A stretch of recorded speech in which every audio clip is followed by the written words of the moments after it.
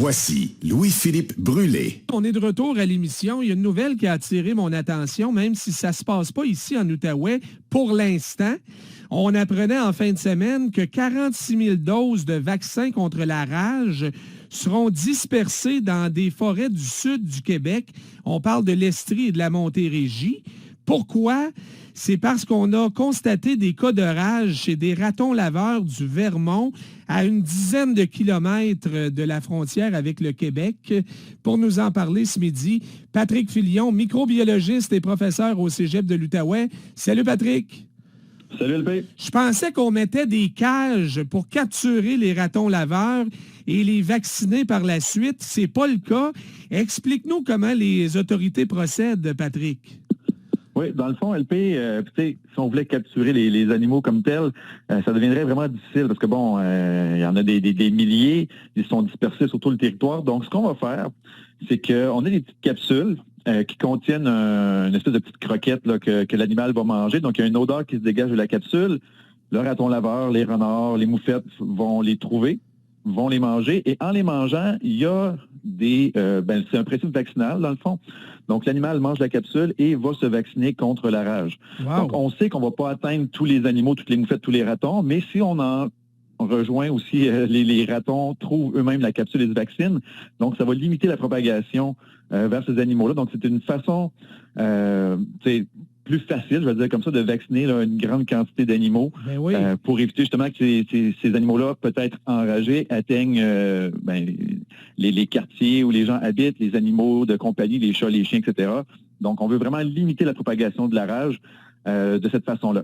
Alors, une méthode beaucoup plus simple, beaucoup plus efficace et beaucoup moins coûteuse, au point où je me demande pourquoi c'est pas cette méthode-là, exemple, pour vacciner nos animaux domestiques contre la rage. Est-ce que c'est moins efficace? Je sais pas. Au niveau de l'efficacité, je ne sais pas, LP comme tel, si on compare la capsule, là, disons, à la vaccination comme telle. La vaccination ayant tellement fait ses preuves, puis c'est quand même aussi relativement facile. Donc, je pense que pour nos animaux de compagnie, c'est peut-être une façon de s'assurer là, que la dose est prise correctement ou administrée correctement et que l'effet immunitaire va être vraiment plus réel. durable peut-être. Hein? Exact. Remarque que j'ai rien lu là-dessus, là, mais c'est assez intriguant. Bon, évidemment, les ratons laveurs, on les connaît, s'approchent souvent des humains, mais ne les attaquent pas habituellement. Pourquoi c'est important de les vacciner quand même? On craint quoi au juste, Patrick?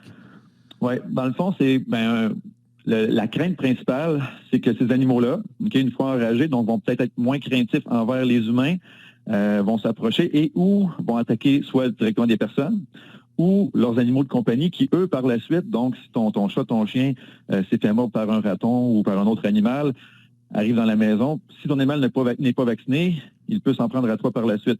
Puis LP, quand même, là, la rage, bon, on n'en entend pas beaucoup parler, il y a très peu de cas, mais c'est une maladie qui est mortelle.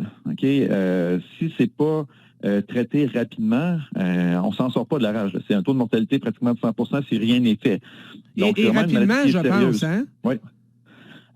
Ça peut être relativement long. Et puis, écoute, supposons que je me fais mordre par mon chien. Là. Ça peut prendre quelques semaines avant que la réaction se fasse, parce que c'est un virus qui doit se rendre à mon cerveau via mon système nerveux pour créer son effet. Puis, il y a certaines personnes, on a vu des cas de rage là, qui sont apparus plusieurs années plus tard. Donc, c'est une maladie qui peut prendre vraiment son temps.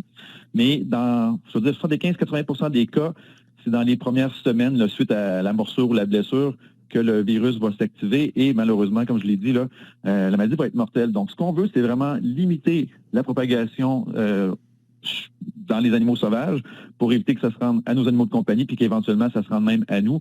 Parce que même si on voit très peu de cas, c'est une maladie qui est tellement sévère qu'on ne veut pas prendre de risques. Mais vacciner nos animaux domestiques qui le sont habituellement, surtout aujourd'hui, là, un peu moins peut-être à l'époque, c'est pas suffisant, Patrick? Bien, c'est sûr qu'en vaccinant nos animaux de compagnie, le risque est déjà beaucoup moins grand. Mais avec des animaux comme des ratons, puis là, ça peut être n'importe quoi, ça peut être des chauves-souris, la plupart des mammifères peuvent être infectés par la rage. Donc, tous les animaux qui peuvent venir à proximité des êtres humains, là, qui vont les fouiller dans nos poubelles, etc., il y a un risque, il y a une possibilité, donc ça s'attaque directement à nous. C'est sûr que nos animaux, au-delà d'avoir la rage, on pourrait se faire attaquer, peut-être même tuer par des animaux enragés. Donc, on veut vraiment limiter ça le plus possible. Donc, en envoyant des petites capsules un peu partout dans les forêts comme ça, puis même dans les cas les plus graves, LP, on envoie ça par avion. Là. Donc, les avions survolent des grandes superficies. Là. Puis, en bon français, ils droppent ça partout en forêt pour les étendre le plus rapidement et sur des plus grandes superficies possibles. Quand même une grosse opération. Est-ce que c'est une première, ça, au Québec, ou on fait ça quand même régulièrement, Patrick? Non, ça fait longtemps que ça n'avait pas été fait. Je ne sais pas à quel intervalle, peut-être à quelques années d'intervalle, parce que veux pas, ce sont des animaux qui se reproduisent assez rapidement. Donc, si tu sautes quelques années, tu es peut-être déjà rendu à 2-3 générations de ratons ou de moufettes là, qui n'ont pas été vaccinés. Donc, quand on voit qu'il y a des cas, comme on l'a vu présentement là, dans l'État du Vermont, on va procéder là, à une vaccination de ce type-là pour limiter la propagation. Parce qu'on le sait bien, là, les ratons et les animaux n'ont pas leur passeport, ils ne vont pas se préoccuper de traverser la frontière, donc on ne prend pas de chance, puis on vaccine de cette façon-là. Oui, puis dans le cas des ratons laveurs, il y en a tellement. Puis des ratons laveurs, tu sais, c'est pas peu heureux, ça vient à côté de nos maisons régulièrement. Et comme tu disais, même si, mettons, mon chat ou mon chien est vacciné, ben le danger, c'est qu'ils se mettent à 3-4 ratons laveurs qui ont la rage, puis attaquer des animaux domestiques, là. Ah oui, puis, comme tu dis, éventuellement des enfants ou peu importe, là. Oui, au-delà de la maladie comme telle, ça, c'est de tuer ou de blesser gravement vos animaux. Oui, de jeunes enfants, bon. Puis en passant, c'est ça, l'être humain, on est très rarement vacciné contre la rage. Là. Moi, étant pro-vaccin, je ne suis pas vacciné contre la rage parce que, de un, les risques que moi, je sois infecté sont quand même relativement faibles. Puis c'est un vaccin aussi, on ne se le cachera pas, là, qui coûte plusieurs centaines de dollars la dose. Donc, c'est très rare les gens qui vont se faire vacciner, soit souvent quand on est vétérinaire, ou moi, mes étudiants qui sont allés au Pérou, que je les avais accompagnés là-dedans. Donc, on les vaccinait contre la rage parce que, bon, on allait en Amazonie, au Pérou, puis bon, il y a des singes et autres animaux qui peuvent être porteurs de la rage. Donc, c'est très, très rare les gens qui vont être vaccinés. Donc, on veut vraiment limiter ça en vaccinant justement les animaux qui peuvent être les vecteurs de ce virus-là. OK. Autre sujet, puis c'est drôle que tu me parles du Pérou. Écoute bien ça, là. Je voulais aborder ça avec toi aussi ce midi. Des influenceuses, dont une ancienne gagnante d'Occupation Double, que je ne connais pas, là, c'est pas une émission que je suis, mais ces gens-là font la promotion sur les réseaux sociaux de la prise de poison de grenouille pour se désintoxiquer. C'est considéré, semble-t-il, comme un genre de vaccin naturel dans certains pays, dont le Pérou, justement, et le Brésil. Ce genre de pratique-là n'est pas sans danger, Patrick. Écoute, le rituel comme tel, ça s'appelle le kambo. Puis le nom, dans le fond, c'est la substance, le poison, dans le fond, qu'on retrouve sur une grenouille. Donc, tu sais, la grenouille qui produit ce poison-là, c'est pour se protéger de ses prédateurs, pour éviter d'être mangée.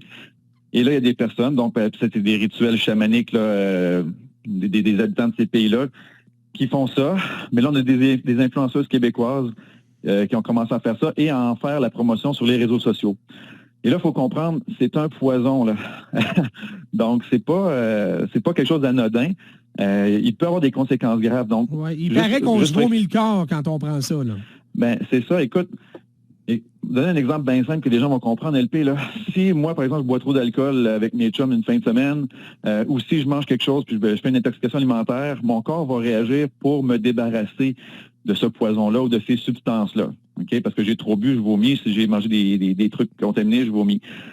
Ton corps, quand tu procèdes au rituel Kambo, ben il va faire la même chose parce que là, tu viens de lui volontairement d'insérer un poison dans ton corps, donc ton corps va réagir, il va vomir. Mais là, selon les chamans et tout ça, c'est une purification, c'est une purge, donc on vomirait nos toxines, mais c'est pas de même, ça marche. Dans le fond, tout ce que vous faites, c'est stimuler votre corps à avoir une réaction naturelle pour éliminer la substance. Donc, la seule raison pour laquelle on vomit, c'est pas pour se débarrasser de nos toxines, c'est pour enlever le poison que vous avez volontairement mis dedans. Oui. Puis là, il y a un risque. Vraiment beaucoup, là. Ben, c'est ça, on peut se déshydrater complètement, puis on pourrait avoir des complications majeures, là.